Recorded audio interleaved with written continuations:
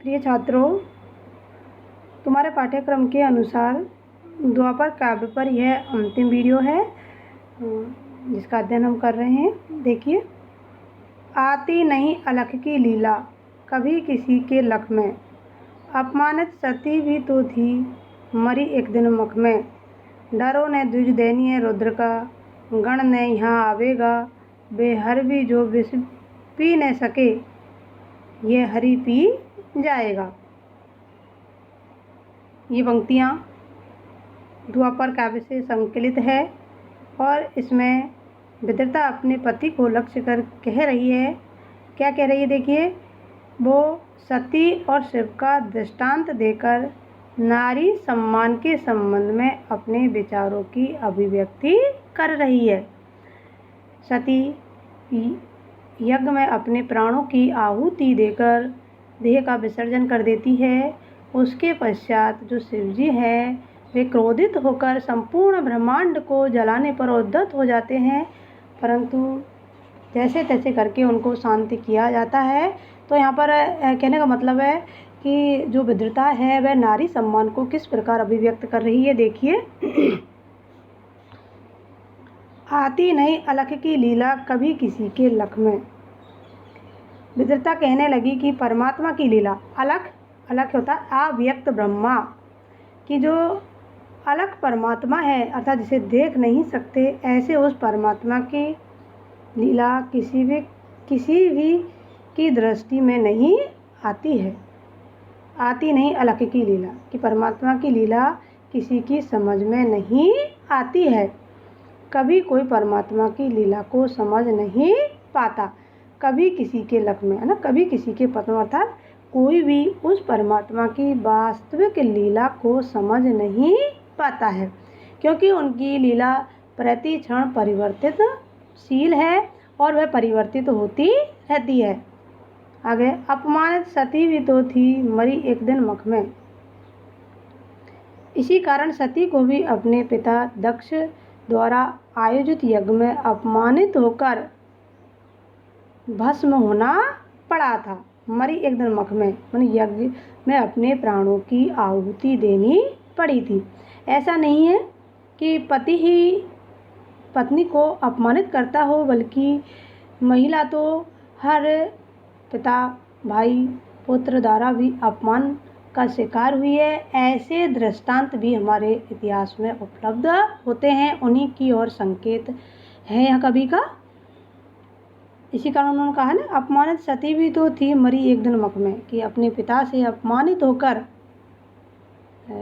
सती के पिता थे दक्ष, दक्ष के द्वारा जो यज्ञ आयोजित किया जा रहा था, तो यज्ञ में वह बिना बुलाए ही अपने पिता के यहाँ जाती है और दक्ष शंकर जी का अपमान करते हैं। तो इस अपमान से आहत होकर जो सती है वह अपने प्राणों की आहुति उस यज्ञ वेदी में दे देती है। उसी का और संकेत है यहाँ। उस समय तो शिवजी के गणों ने सती का अपमान करने वालों को दंडित कर दिया था, परंतु हे ब्राह्मण देव, तुम मत डरो, यहाँ पर कोई भी तुम्हें दंडित करने नहीं आएगा, है ना। डरो ने द्विज दैनीय रुद्र का, गण ने यहाँ आएगा। देखो, उन्हें तो उनके करी की सज़ा मिल गई थी, लेकिन तुम्हें यहाँ दंडित करने के लिए कोई नहीं आएगा, इसलिए तुम्हें डरने की कोई आवश्यकता नहीं है, क्योंकि तुम अज्ञानी होने से दया योग्य पात्र हो, कि तुम्हें ज्ञान नहीं है और अज्ञानता के कारण ही तुम ऐसा कर रहे हो, इसलिए तुम दया के पात्र हो। तो यहाँ उपालम रूप में स्वर में वो कह रही है। उस समय शिवजी भी नारी के अपमान रूपी विष को पी नहीं सके थे।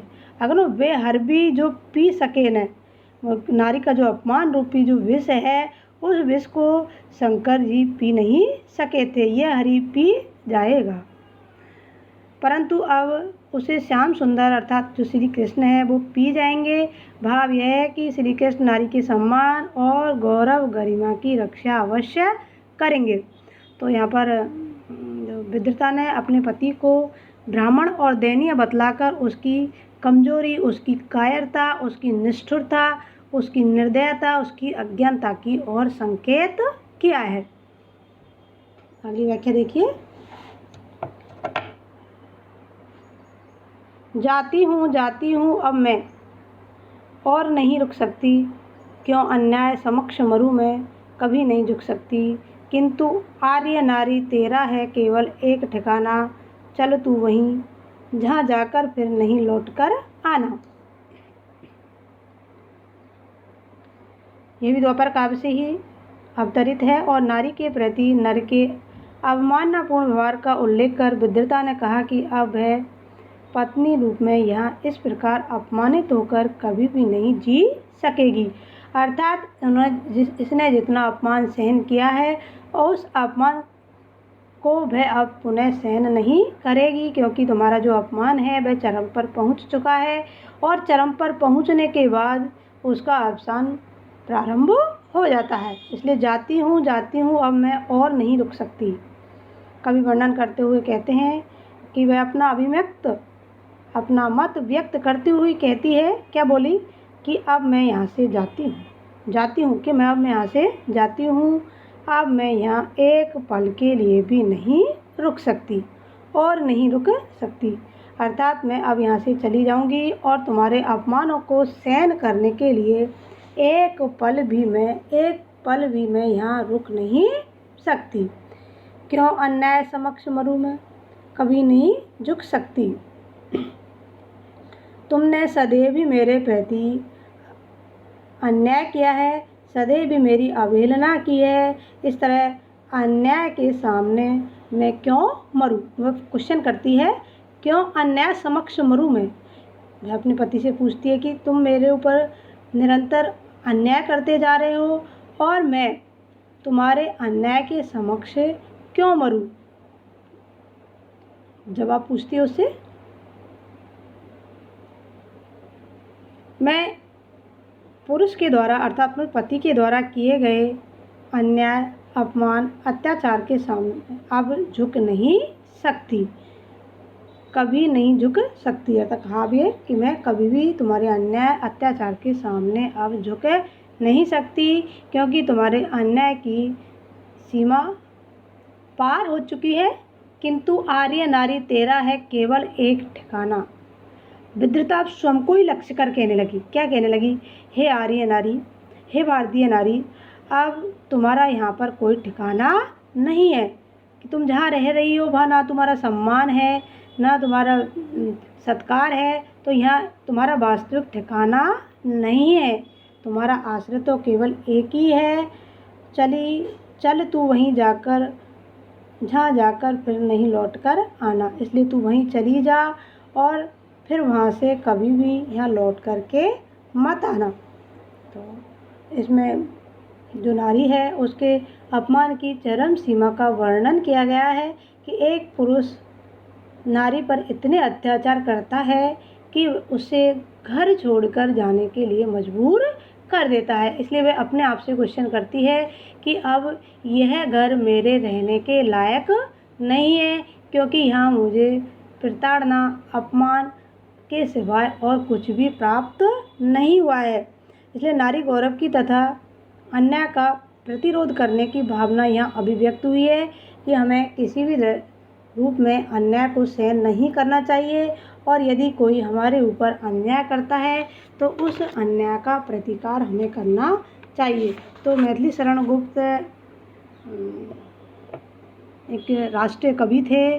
उन्होंने नारी के ऊपर किए जा रहे अन्याय का हमेशा ही विरोध किया गया है और द्वापर उनका ऐसा प्रबंधात्मक खंड काव्य है जिसका जो कथानक है वह श्रीमद् भागवत से लिया गया है और मूल कथा को नए रूप में प्रस्तुत कर नारी पात्र का नामकरण भी उन्होंने स्वयं ही किया है। जैसे यहाँ का ना विद्रता, बार बार एक शब्द आया था विद्रता, तो विद्रता शब्द का अर्थ होता है बलपूर्वक पकड़ी गई, तिरस्कार के साथ नियंत्रण की गई, बस में की गई। अतः कहने का मतलब है नारी को बस में करना, नारी को नियंत्रण में रखना, उसकी स्वच्छंदता का हनन करना। तो विद्रता का अर्थ यही है। बार बार एक शब्द आ रहा था ना विद्रता, तो उस विद्रता का अर्थ है उसकी स्वतंत्रता का हनन करना, उससे बलपूर्वक वो कार्य करवाना जिस कार्य के करने की वह इच्छुक नहीं है। तो यहाँ पौराणिक कथानक के आधार पर प्राचीन काल से ही पुरुष वर्ग नारी को बलपूर्वक अपने अधीन रखता रहा है, उसे भोग्या मानता रहा है और स्वयं को उसका स्वामी मानकर उसके ऊपर अत्याचार करता रहा। इसी कारण नारी को उन्होंने यबला, योषा कहा और द्वापर काव्य में ऐसे पुरुष वर्ग की अवहेलना की गई है, उनके अन्याय अत्याचार को सहन नहीं करने का संदेश प्रदान किया है। इस प्रकार यह काव्य पूरी तरह नारी सम्मान का परिचय देता है। और मैथिली शरण गुप्त एक बहुत बड़े रचनाकार थे जिन्होंने नारी के ऊपर अपनी लेखनी चलाई। धन्यवाद।